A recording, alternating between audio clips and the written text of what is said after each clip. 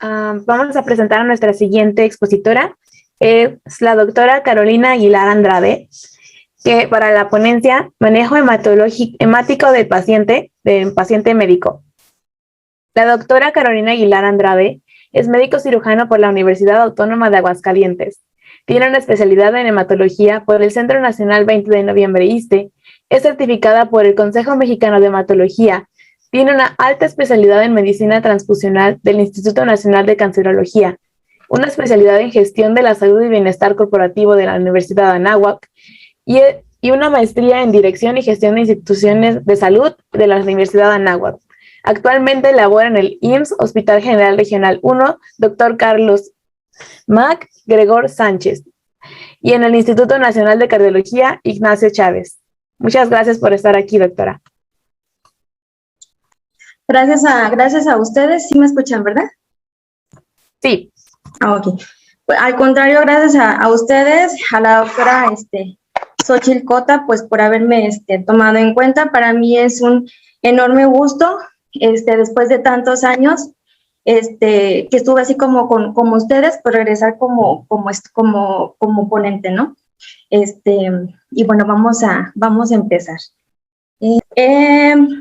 El tema que me toca hablar es el manejo hemático del paciente médico. Quizás es un título un poco confuso, pero bueno, de lo que se va a tratar este tema es más que nada de aquellos padecimientos que no son quirúrgicos, que no son urgencias, que no son pacientes críticos. Por lo general, pacientes metabólicos o pacientes oncológicos o hematológicos. Y en un apartado especial, pues los pacientes pediátricos. Ese tema lo tomé de manera lo quise abordar de manera muy general, guiándome en estas tres guías. Para ustedes como estudiantes es muy importante conocer lo que son las guías de práctica clínica de nuestro país. Y el manejo hemático del paciente es la primera guía que en relación a este tema que se incorporó en octubre del año pasado.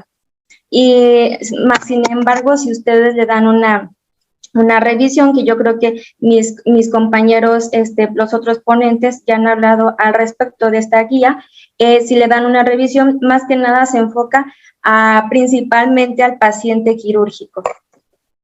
Bueno, de manera de introducción, pues ya han abordado lo que son los tres pilares del PBM, del manejo hemático del paciente, en su traducción al español, que es la optimización del volumen sanguíneo, la minimización de la hemorragia y la optimización de la tolerancia a la anemia.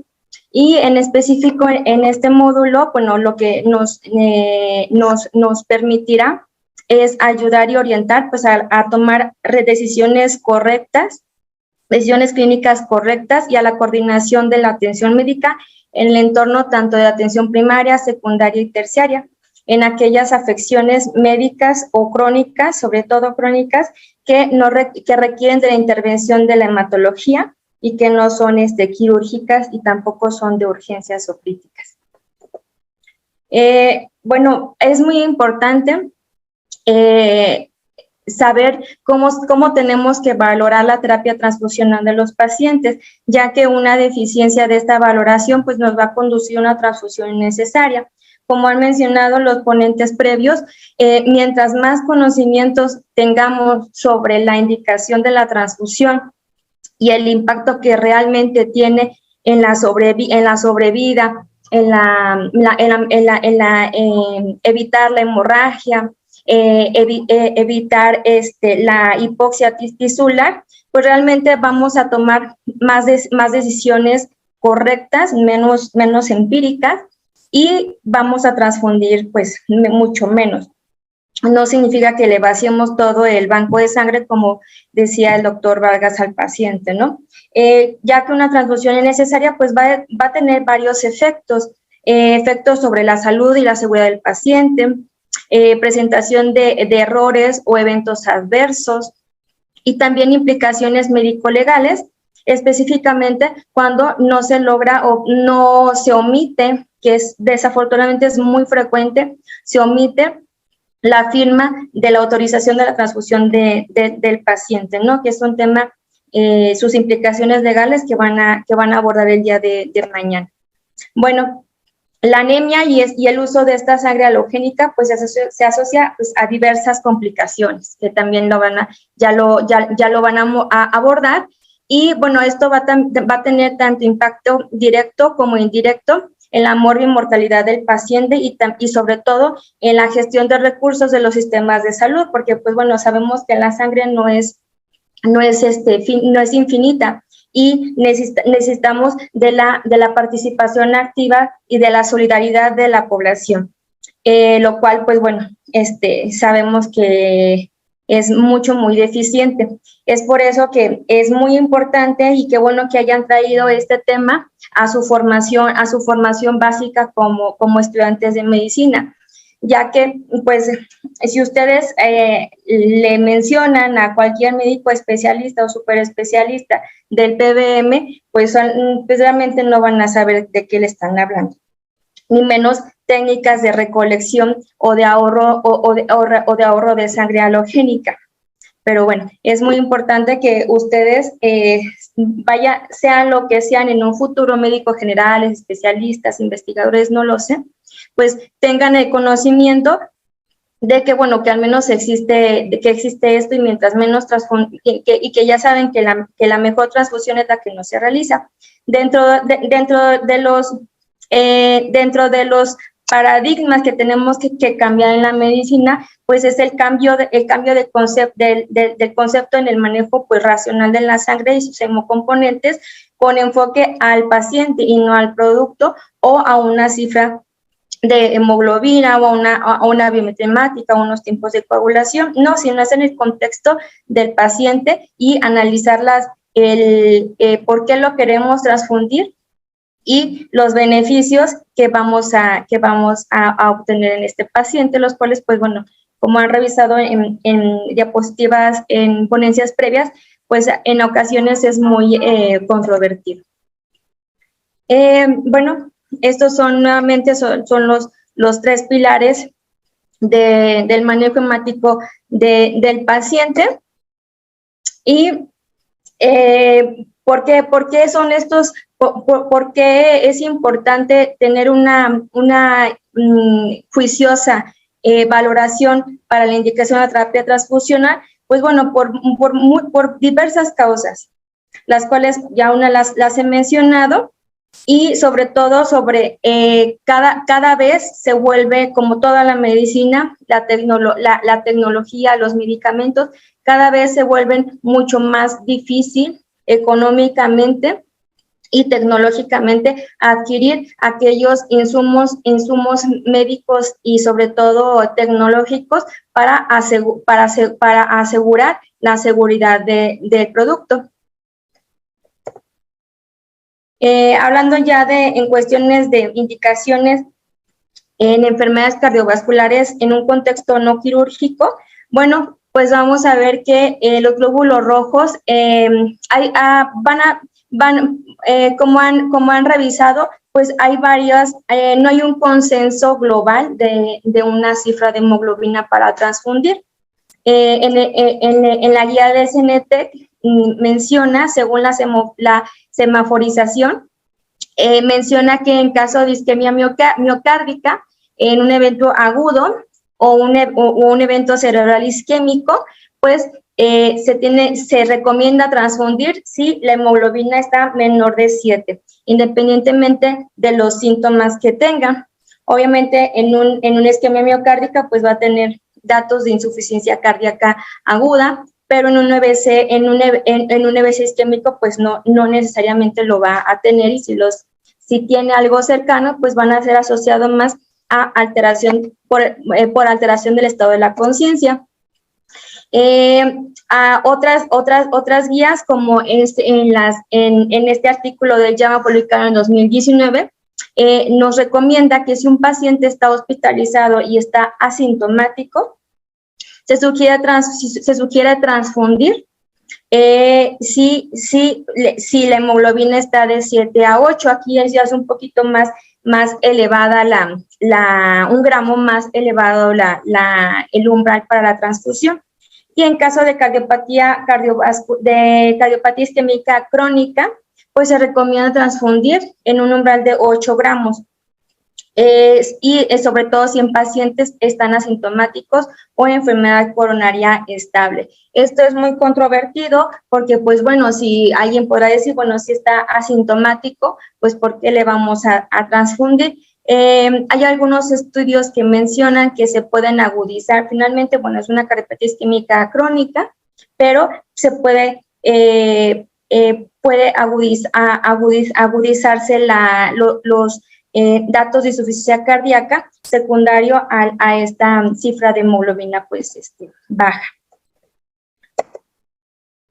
En caso de insuficiencia cardíaca per se, independientemente de la etiología, se recomienda en aquellos pacientes que están asintomáticos transfundir en caso de una hemoglobina de 7 a 8, pero siempre con una mira de una estrategia restrictiva. Y en caso de hemoglobina sintomática, pues esta hemoglobina pues ya sobrepasa la cifra que hemos hablado, si es menor de 10 gramos y si tiene síntomas suficientemente graves relacionados a la patología de base, pues bueno, y que estos síntomas estén claramente asociados o desencadenados por esta cifra de hemoglobina, pues se recomienda la transfusión. Eso fue en cuanto a concentrados eritrocitarios. En cuanto a cifra plaquetaria, pues en específico, en caso estos pacientes van a utilizar la enorme mayoría antiagregantes plaquetarios. Y recordar que la aspirina es un antiagregante plaquetario irreversible. Son históricos o prácticamente no, es muy baja la probabilidad de que por uso de aspirina pues empiece a sangrar el paciente, solamente por el uso de aspirina. De hecho, la aspirina tiene un nivel de seguridad muy alto. Y en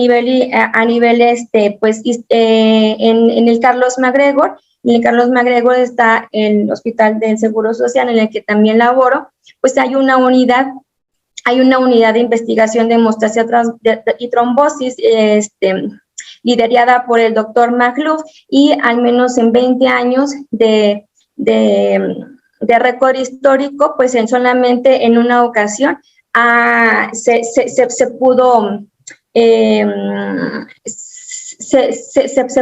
identificar un paciente que sangró realmente por la aspirina. Entonces, o sea, realmente es pues algo muy histórico. Más sin embargo, si son pacientes que usan aspirina y tienen alguna hemorragia por cualquier motivo a nivel del sistema nervioso central, pues sí se recomienda tanto transfundir plaquetas. ¿Por qué? Porque esas plaquetas que tiene el paciente pues están inhibidas por la aspirina, y también pues utilizar la desmopresina en caso de, ya que bueno, estas plaquetas van a actuar como, va a ser un nivel normal de plaquetas, pero la calidad de estas plaquetas pues no va a ser la adecuada. Esos son los casos muy específicos en los cuales se recomienda la transfusión de plaquetas. Y solamente recordar, yo creo que ya muchos de ustedes lo deben de saber, si no pues ya aquí lo aprenden, es de que una aféresis plaquetaria equivale a 5 concentrados plaquetarios. Idealmente se recomienda transfundir aféresis plaquetarias, pero bueno, aquí en la ciudad, pues bueno, prácticamente todos los bancos de sangre tenemos varias máquinas de aféresis plaquetarias, pero eso no sucede en provincia. Lo ideal es transfundir aféresis plaquetarias para disminuir los eventos aloinmunizantes, pero bueno, en la realidad, pues eso ya, en la práctica médica y sobre todo de provincia, pues eso es, a veces en muchas ocasiones es muy difícil. En cuanto las indicaciones de transfusión de plasma son muy específicas.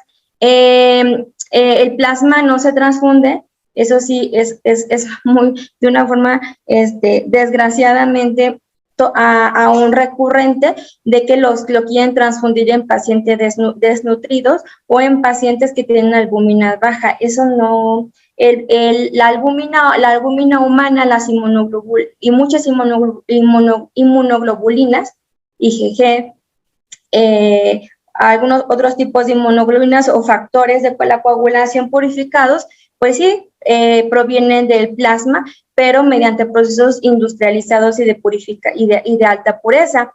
Entonces, bueno, históricamente, hace más de 50 años, se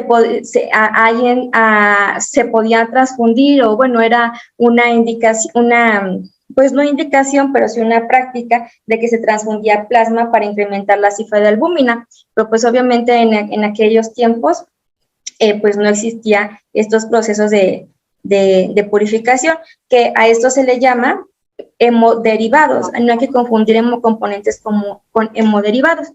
En caso de intoxicación, que es muy frecuente, intoxicación y sangrado por intoxicación por acenocumarínicos, pues lo que se debe de transfundir son las plasma frescos congelados o vitamina K, 20 unidades. Esto dependerá del INR y si tiene datos de sangrado activo. Si tiene datos de sangrado activo, se transfunde plasma. Si solamente el INR es muy prolongado y tiene algún dato de sangrado que no ponga en riesgo la vida, como son, no sé, una discreta epistaxis o gingivorragia, bueno, le podríamos tener, aparte de la suspensión, administrar vitamina K, y dependiendo del INR, de la elevación del INR aunado a los síntomas hemorrágicos, pues bueno, se le puede administrar igual también plasma fresco congelado, o lo ideal sería transfundir factor noveno, pero bueno, eso en la práctica clínica es difícil de tener, y sobre todo el factor 9.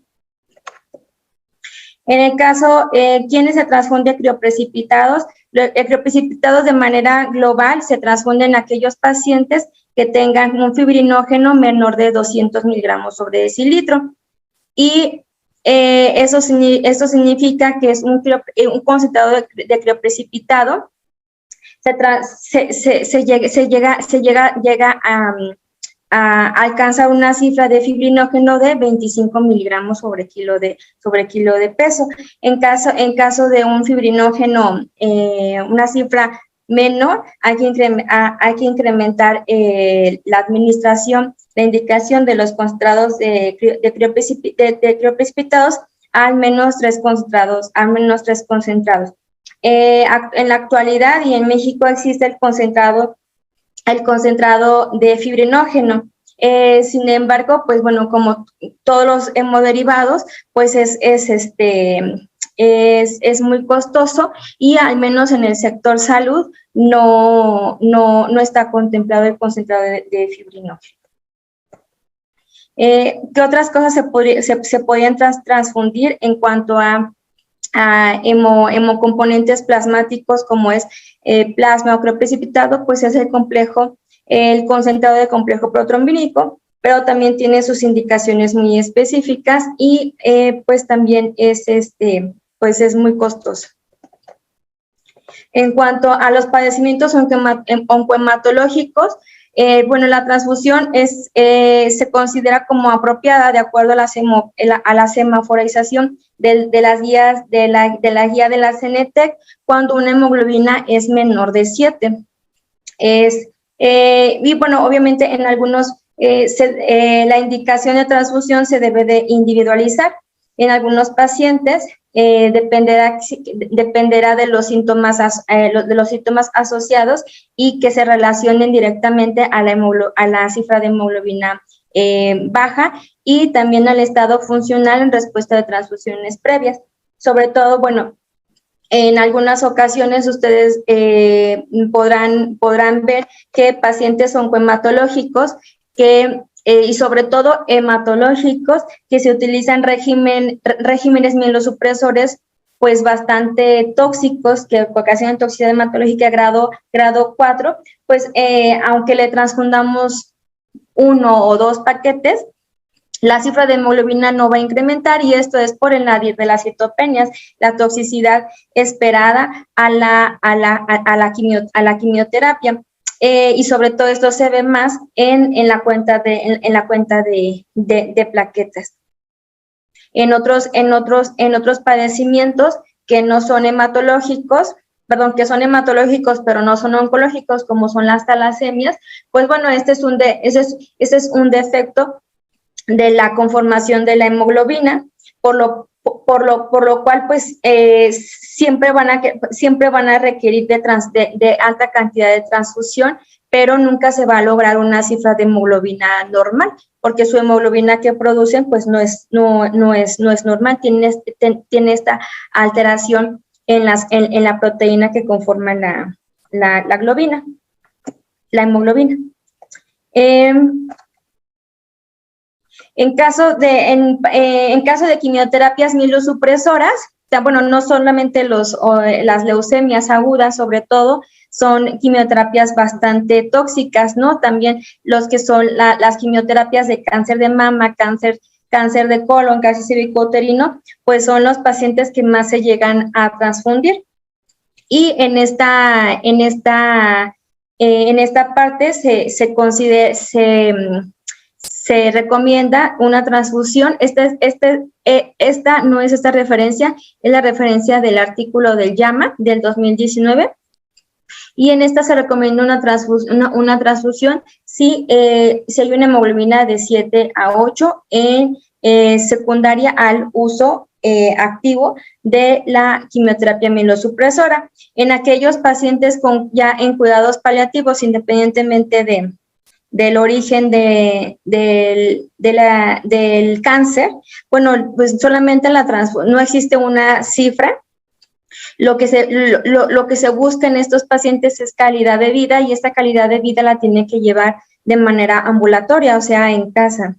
Y la transfusión solamente se va a llevar para aliviar los síntomas asociados a la anemia. Obviamente es muy difícil identificar los síntomas asociados a la anemia, porque pues estos pacientes pues van a tener ya un consumo, un malestar general, astenia, dinamia, no relacionado específicamente a la cifra de hemoglobina, sino relacionado pues al cáncer terminal que tiene. Hablando de plaquetas, la transfusión de plaquetas siempre hay 2 tipos de transfusiones, la profiláctica y pues bueno, ya como tratamiento hacia un sangrado. En el caso de quimioterapia y que ocasione mielosupresión, se va a transfundir de manera profiláctica con una cuenta menor de 10,000 plaquetas, ya sea que esta cuenta sea secundaria a la quimioterapia o a la quimioterapia de acondicionamiento en un trasplante de células progenitoras hematopoyéticas o de otros trasplantes de órganos sólidos, sobre todo lo que es el hepático. En relación a una cifra un poco más elevada, en pacientes que tienen 20,000 plaquetas, pero que tienen una infecciones severas, como lo son neutropenias febriles, independientemente de la causa, y que tienen un mayor riesgo de hemorragia, como son pacientes que manejan fiebre muy alta por periodos prolongados, o en aquellos pacientes que tienen tumores de vejiga, que son pacientes que por el hecho simplemente de la actividad tumoral aunado a la quimioterapia, pues obviamente estos los hace mucho más susceptibles de hemorragias. O en aquellos pacientes que tienen tumores con necrosis, sobre todo en cualquier parte del tubo digestivo, que son pacientes que fácilmente van a sangrar. Obviamente, si ya el paciente ya está sangrando, se recomienda que además y tiene unas plaquetas bajas por debajo de 50,000, se transfundan plaquetas. Más sin embargo, hay que tomar en cuenta que hay que optimizar el sitio de sangrado, y el sitio de sangrado pues es el tratamiento per se del cáncer, lo cual en muchas ocasiones pues es muy difícil de tratar, y sobre todo en pacientes que ya han sido sometidos a tratamientos quirúrgicos y que, bueno, no se ha podido resecar al 100% o se ha dejado zonas de necrosis secundarias a la actividad tumoral.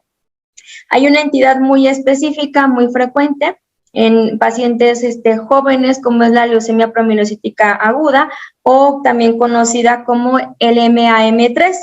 En esta por la fisiopatología de las alteraciones de estos leucocitos, de estos promielocitos, pues presentan factores procoagulantes y protrombóticos, y de estos siempre es algo difícil manejar esta estabilidad, porque, o sea, por una parte te puede sangrar, pero por otra parte te puede trombosar con plaquetas muy bajas. Es un mito pensar y es muy infantil pensar de que con plaquetas bajas no pudieran trombosar los pacientes, ¿no? Ya hablando, ya ustedes sabiendo todo el mecanismo tan complejo que significa la coagulación. Entonces, en estos pacientes se recomienda mantener una cifra más elevada de plaquetas de 30 a 50,000, independientemente si existe o no sangrado, pero siempre se tiene que mantener esta cifra de plaquetas. La guía de la CENETEC recomienda que, bueno, que no solamente se tome en cuenta la cifra de plaquetas, sino también pues las pruebas viscoelásticas que ya ampliamente les explicó el doctor Vargas, y esto también nos ayuda para que, además de saber la cantidad de plaquetas, nos oriente de la calidad de estas plaquetas, realmente si estas plaquetas son funcionales o no. Y en esta tablita se trata de la cifra plaquetaria en cuanto a procedimientos, sobre todo lo que son invasivos, y podemos observar que para cualquier neurocirugía o algún traumatismo o cirugía oftalmológica, traumatismo a nivel del sistema nervioso central o cirugía oftalmológica, el límite de plaquetas para transfundir es muy alto. Se necesita hasta al menos 100,000 plaquetas para realizar la intervención. Para una punción lumbar son 50,000 plaquetas, un parto vía vaginal 50,000 plaquetas. Y bueno, así lo que mencionaba, la trombocitopenia con fiebre o coagulopatía sería menor de 20, o sea, esos pacientes no están sangrando, y trombocitopenia secundaria a una falla medular y con alto riesgo de sangrado, pues menor de transfundir con plaquetas menor de 10,000.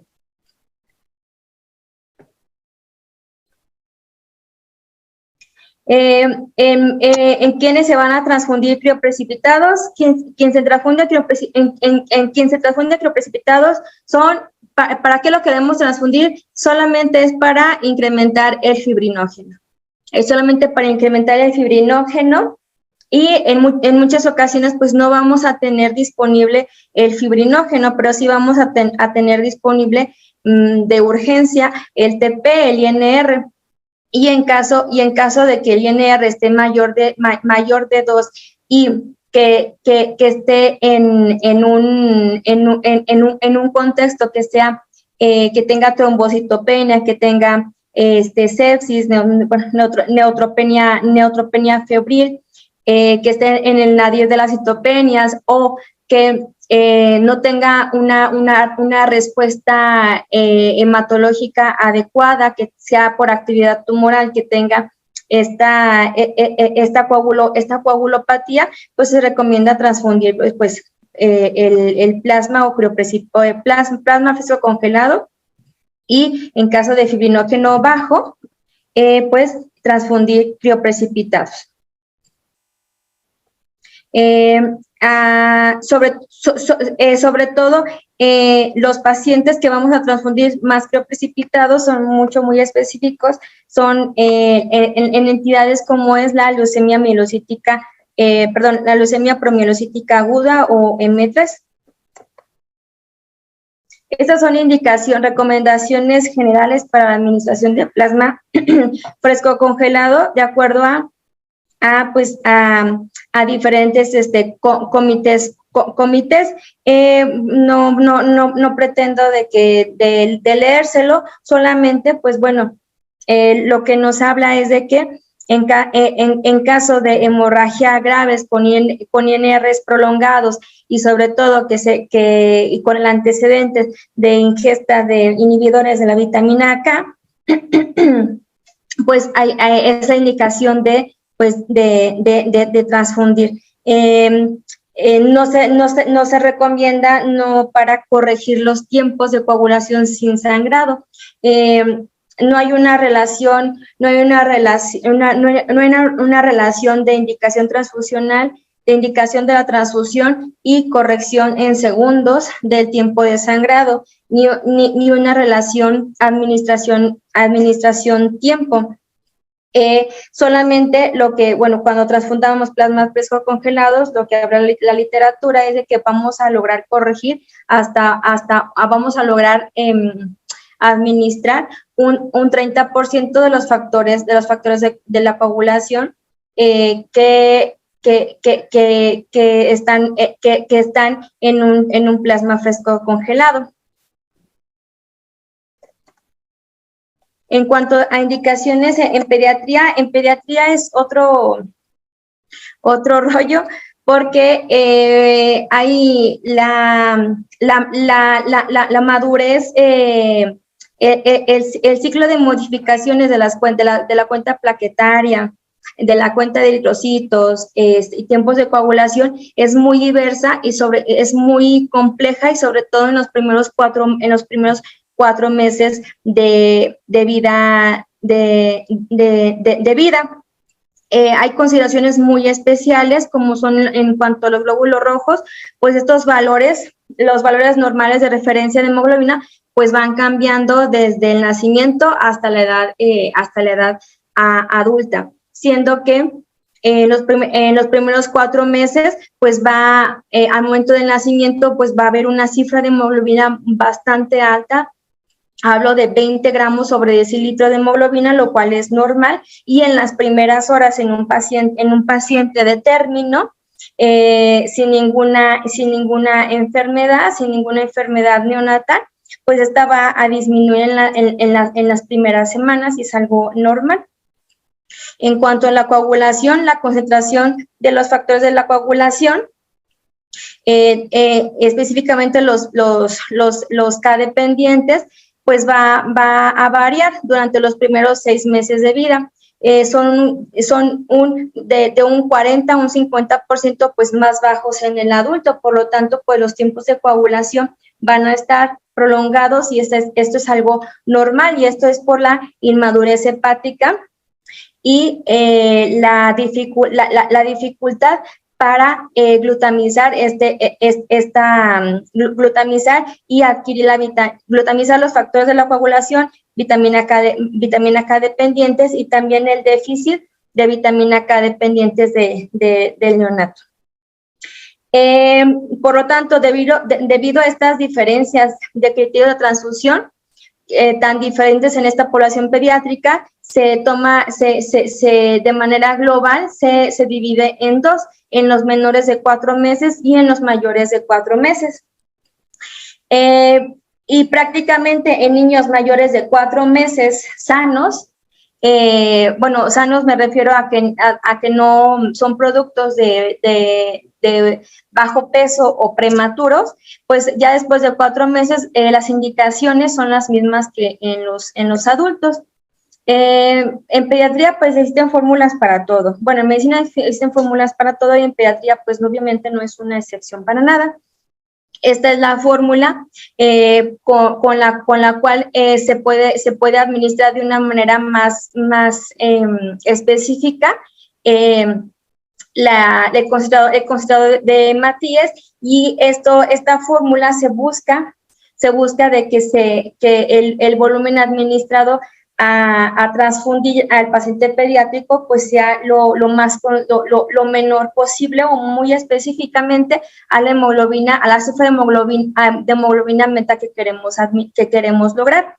De manera global, un concentrado de eritrocitario trae alrededor de 250 mililitros de concentrados eritrocitarios, y eso va a incrementar en el adulto, en una persona de 70 kilos, alrededor de 1.5 gramos sobre decilitro de hemoglobina.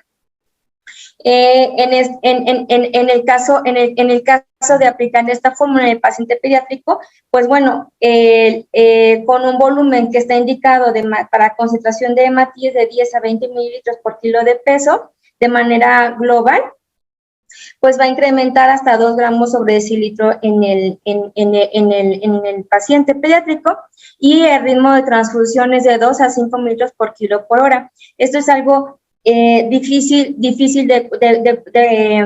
de lograr, pero en promedio un hemocomponente que sale en banco de sangre no se debe transfundir más allá de 3 horas una vez de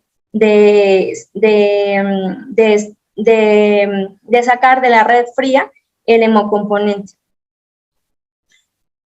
Y esta infusión es de 2 a máximo 4 horas. Obviamente dependerá del volumen y de la indicación de la transfusión. Si es un paciente agudo que tiene un sangrado activo, independientemente de la edad, pues esta es la única indicación de que se puede poner en YEP. O sea, ponerse en YEP el control eritrocitario y ahí mismo una línea de solución salina, no Hartmann, no glucosada, no Ringer, pero se puede, esa es la única indicación de que sí se puede mezclar con solución salina, pero para incrementar la infusión debido a un sangrado activo. Como les mencioné, pues es muy complejo esto de las transfusiones en los pacientes pediátricos, y pues pueden ver que pues todas estas son las indicaciones en pacientes para indicaciones para transfusión de control eritrocitario en menores de 4 años. Son indicaciones muy específicas, no son como los adultos, que hay una cifra de hemoglobina, menos 7 gramos, menos 8 gramos, transfundir. No, aquí va desde menos 7 hasta menos 15 gramos, en menos 15 gramos en caso de una cardiopatía cianótica congénita o que el paciente se someta a bomba de circulación extracorpórea. Si se fijan, pues la cifra de hemoglobina es muy alta. E incluso si el paciente tiene una hemoglobina menor de 10 y y tiene una baja ganancia de peso, menor, y es muy específico, menor de 10 gramos al día, si no incrementa esta cantidad durante 4 días, recibiendo una adecuada alimentación de 100 kilogramos por kilo por día, se tiene que transfundir. Entonces, bueno, solamente dejo aquí esta tablita para que sepan que la transfusión del paciente pediátrico en cuanto a control eritrocitario, pues es un arte, ¿no? En menores de 4 meses. En mayores de 4 meses de edad, solamente en situaciones muy específicas, obviamente de patología se va a llegar a transfundir. En caso de anemia crónica y que no responde a tratamiento y que está asintomática, igual que en adulto, si es menor de 7 gramos sobre decilitro, pues se transfunde. Doctora, disculpe, por cuestiones de tiempo voy a tener que interrumpirla. Rápido, una pregunta. Sí. si después de 3 horas la red de frío, el paquete globular, el paquete globular pierde toda la efectividad, ¿y cuáles son los riesgos de transfundir pasado ese tiempo? Los riesgos de transfundir es de que vas a desencadenar una coagulación intravascular diseminada. ¿Por qué? Porque va a haber los hematíes se van a hemolizar. Se van a hemolizar, entonces lo que estás transfundiendo es hemoglobina libre. Esa es una. La otra es de que al momento de ya estar más calientita a temperatura ambiente esa bolsa, va a ver si está contaminada o había 1, 2, 3 bacterias, algunas bacterias ferrofílicas en el control eritrocitario, pues obviamente estas bacterias van a incrementar su crecimiento y pues va a haber una contaminación bacteriana y por ende al momento de transfundir, pues además de la coagulación intravascular diseminada, pues vas a ocasionar una bacteremia, una sepsis, ¿no? Y todo lo que se desencadena. Y lo primero que preguntaste, no sé, no me acuerdo. ¿Qué preguntaste? 2 cosas. La primera no recuerdo, la última sí.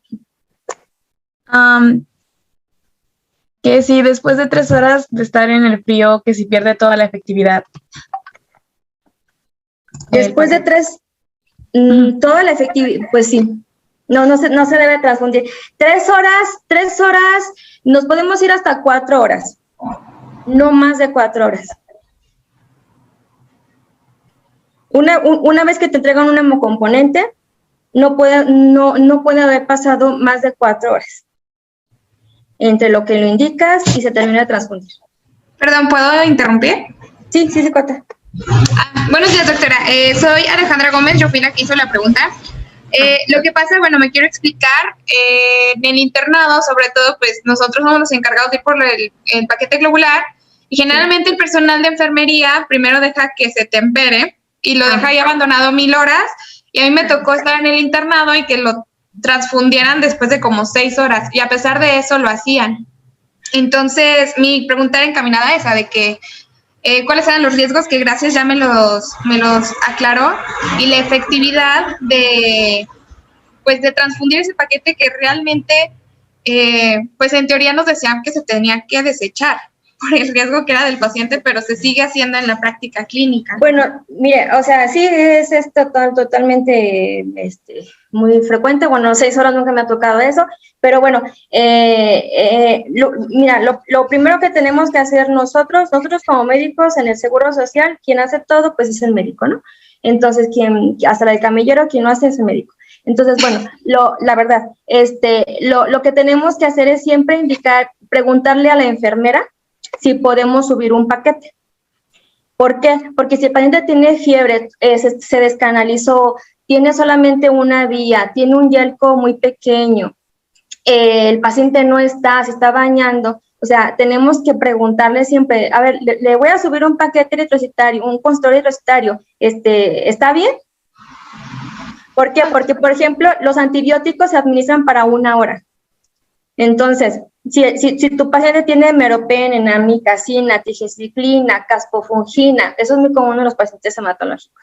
Entonces, y si le están administrando esos medicamentos, o por ejemplo, si tiene anfotericina, la anfotericina se pasa para 4 horas. Si tiene esos medicamentos y tú subes el paquete, hay quien está cometiendo el error, eres tú. O sea, porque sí, claro, tienes que avisar. Sí, siempre se pedía permiso, doctora, y también mi pregunta era si esas 3 horas que tenemos de margen ya abarca el tiempo de infusión, porque siempre lo indicamos para 3 horas. No, el tiempo desde que te entregan el hemocomponente hasta que termina de pasar son 4 horas. Ok, para darle tiempo, obviamente, de que no sea directamente del refrigerador. No, es que no pasa nada. No pasa absolutamente nada. Ese era realmente el argumento que daba enfermería para no pasarle el paquete en ese instante, o sea, como que lo dejaban a temperatura ambiente y ya hasta después lo transfundían. La única indicación de administrar calientito, y calientito me refiero a que a que tenga una línea térmica que se conecta, es como si fuera esto y adentro se pone la línea del concentrado.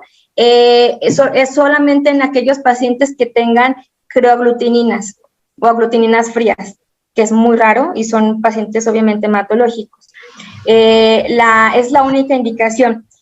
Máximo se tiene que, desde que tú dejas el paquete en la central de enfermería y lo indicas y la enfermera lo cuelga, no tienen que haber pasado más de media hora. Ok. Es lo máximo. Y si ustedes ven que ese paquete está ahí, o sea, bueno, primero tienen que preguntar. Y luego, muchas veces, a veces, no, doctor, es que no se lo va a pasar porque no hay filtro, ya lo trajo. Entonces, preguntar también si hay filtro, porque todo hemocomponente todo, crío, plasma, bla, bla, bla, todos se tienen que pasar por filtro, todos. Entonces, y si ustedes no ven que son 6 horas y todavía no se lo han administrado, ustedes pues lamentablemente lo tienen que bajar, desechar y reportar el evento adverso. Lo tienen que reportar, no hay de otra. Claro, sobre todo porque me dice. Creo que es una buena información para los chicos que pues ya casi entran al internado, porque es algo muy, muy común que pase. De todas maneras, para que estén al pendiente, y muchísimas gracias, doctora, por la información. Y también tienen que poner eso, con un control eritrocitario, folio, tipo de sangre, el control eritrocitario, administrar para 3 horas con filtro. Y si no hace eso, yo sé que como internos a veces es muy difícil que nos hagan caso. Y tienen que ir con el adscrito, y muchas veces con el adscrito o el residente, si es en la 1, pues a veces tampoco saben, esa es la verdad. Pero lo que tienen que ustedes hacer es al menos no permitir que se transfunda esa unidad y bajarla, y en banco de sangre les tienen que dar el formato para justificar por qué se está regresando esa unidad. Muchas gracias, doctora. Sí, de nada. Gracias por su presencia en este congreso, doctora. Le haremos llegar su constancia y pues sí, muchas gracias. Vamos a